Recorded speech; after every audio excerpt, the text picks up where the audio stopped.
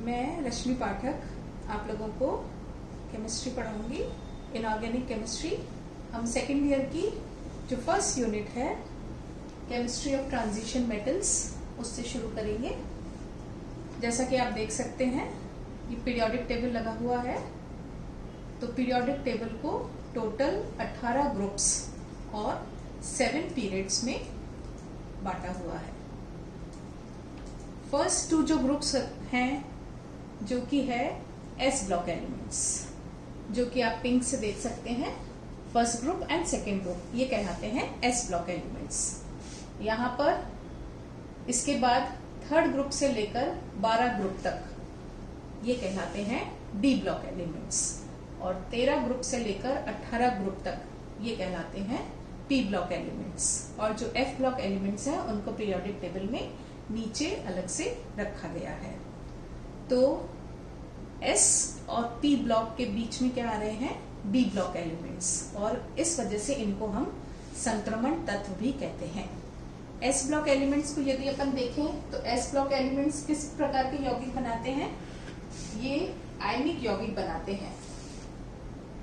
P block elements जो होते हैं ये बनाते हैं सहसंयोजक यौगिक, और इनके बीच की जो प्रवृत्ति वाले जो एलिमेंट्स हैं वो कहलाते हैं संक्रमण तत्व। तो अपन इनको कैसे डिफाइन कर सकते हैं, वे सारे तत्व संक्रमण तत्व कहलाते हैं जिनके परमाणु अथवा आयन के इलेक्ट्रॉनिक विन्यास में डी कक्षक अपूर्ण हो। यानी जब अपन ट्रांजिशन एलिमेंट्स को देखते हैं तो हम क्या देखते हैं कि इनमें जो डी कक्षक हैं उनमें इलेक्ट्रॉन्स जो है वो भरे जाते हैं। सबसे आउटर मोस्ट ऑर्बिट कौन सा है, फर्स्ट ग्रुप और सेकेंड ग्रुप, जिसको अपन कह रहे हैं एस ब्लॉक एलिमेंट्स। तो सबसे पहले तो इलेक्ट्रॉन्स किस में जाएंगे, एस ब्लॉक एलिमेंट्स में। उसके बाद में जो डी कक्षक हैं उनकी ऊर्जा कम हो जाती है, इस वजह से फिर इलेक्ट्रॉन्स जो है डी कक्षकों में जाने लगते हैं। कहां से शुरू होगी अपनी जो ट्रांजिशन सीरीज है, जब आप पीरियोडिक टेबल में देख रहे हैं तो ग्रुप्स में तो कौन सा हो गया, थर्ड ग्रुप से लेकर 12 ग्रुप तक ये सारे एलिमेंट्स जो हैं ये सब डी ब्लॉक एलिमेंट्स हैं। और यदि अपन पीरियड्स को देखें तो fourth period, fifth period, sixth period और सेवेंथ पीरियड, ये सभी जो हैं इनमें ट्रांजिशन एलिमेंट्स आते हैं। फर्स्ट ट्रांजिशन सीरीज कहां से शुरू होती है, विद एटॉमिक नंबर 21 स्कैंडियम। यहाँ से फर्स्ट ट्रांजिशन सीरीज शुरू होती है और खत्म होती है एटॉमिक नंबर 30 जिंक पर। यानी टोटल जो 10 एलिमेंट्स हैं ये कहलाते हैं फर्स्ट ट्रांजिशन सीरीज के मेंबर्स, या इन्हें अपन 3D सीरीज भी कहते हैं, क्योंकि 3D ऑर्बिटल्स जो है इनमें इलेक्ट्रॉन्स भरे जाते हैं। फिर जो फिफ्थ पीरियड है विद एटॉमिक नंबर 39 इट्रियम, यहां से शुरू होती है हमारी सेकेंड ट्रांजिशन सीरीज और खत्म कहां पर होती है, cadmium atomic number 48। Again 10 elements जो हैं वो सेकेंड ट्रांजिशन सीरीज में आएंगे और इसको अपन 4D सीरीज भी कहते हैं। फिर सिक्स्थ पीरियड जो है एटॉमिक नंबर 57 लैंथिनम, यहां से हमारी थर्ड ट्रांजिशन सीरीज स्टार्ट होती है और खत्म होती है मरकरी एटॉमिक नंबर 80 पर। इसमें भी 10 एलिमेंट्स आते हैं और ये कहलाती है 5D सीरीज। तो first transition series, second transition series, third transition series, और जो फोर्थ ट्रांजिशन सीरीज है वो 7th पीरियड से स्टार्ट होती है एक्टिनम से, और यहां पर जाकर वो विद एटॉमिक नंबर 112 यहां पर जाकर ये वाली जो सीरीज है खत्म होती है।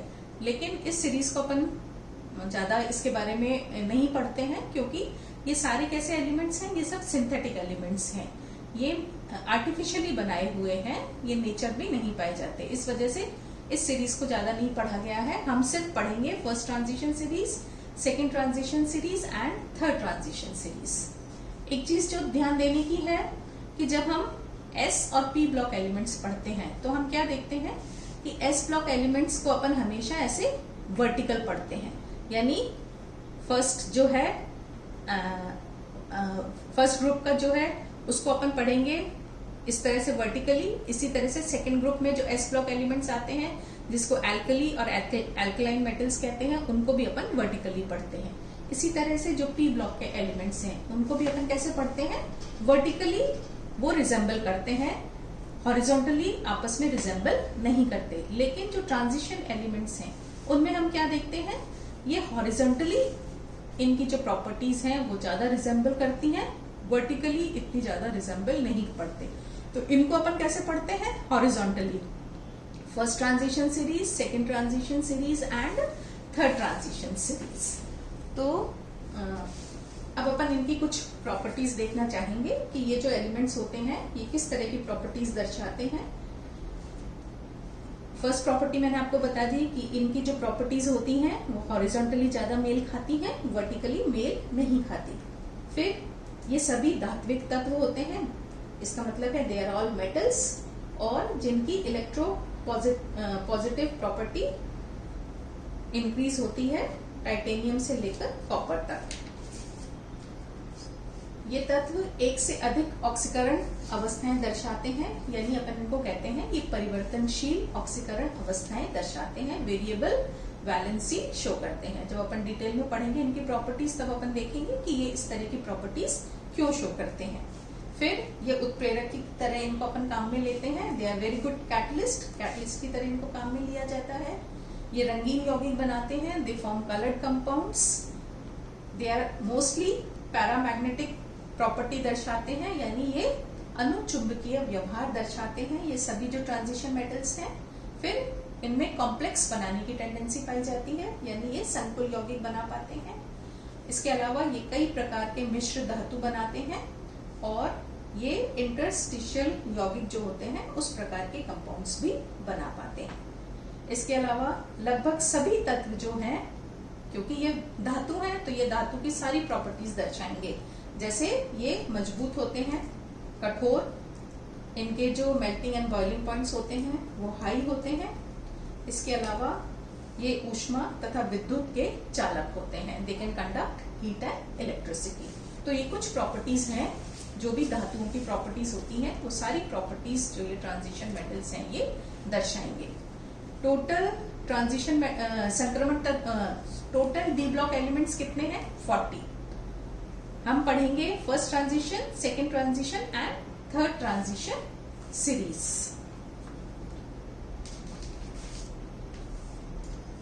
एक चीज अभी मैंने आपको दो टर्म्स बताए हैं। एक तो अपन इनको क्या कहते हैं? डी ब्लॉक एलिमेंट्स कहते हैं, और दूसरा अपन इनको कहते हैं ट्रांजिशन मेटल्स या संक्रमण तत्व। डी ब्लॉक एलिमेंट्स क्यों कहते हैं अपन इनको? क्योंकि इनके सभी में अपन देख रहे हैं जितने भी मेटल्स हैं इनमें सभी में डी कक्षकों में इलेक्ट्रॉन्स जो है वो भरे जाते हैं, और इस वजह से इनको अपन कैसे डिफाइन कर सकते हैं कि तत्व जिनकी परमाणु अवस्था में या सामान्य ऑक्सीकरण अवस्था में उपांत्य कोश के डी कक्षक अपूर्ण होते हैं तथा अंतिम इलेक्ट्रॉन n-1 डी कक्षकों में प्रवेश करता है, वे सभी क्या कहलाते हैं? D block elements.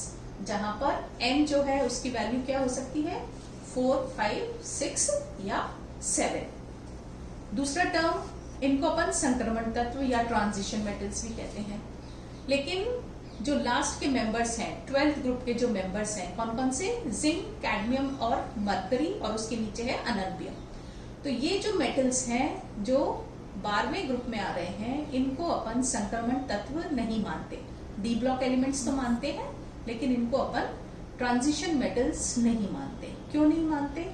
क्योंकि हमने क्या परिभाषा बताई कि इनकी परमाणु या सामान्य ऑक्सीडेशन स्टेट जो है, स्टेबल ऑक्सीडेशन स्टेट जो है, उसमें इनका डी कक्षक अपूर्ण रूप से भरा हुआ होना चाहिए।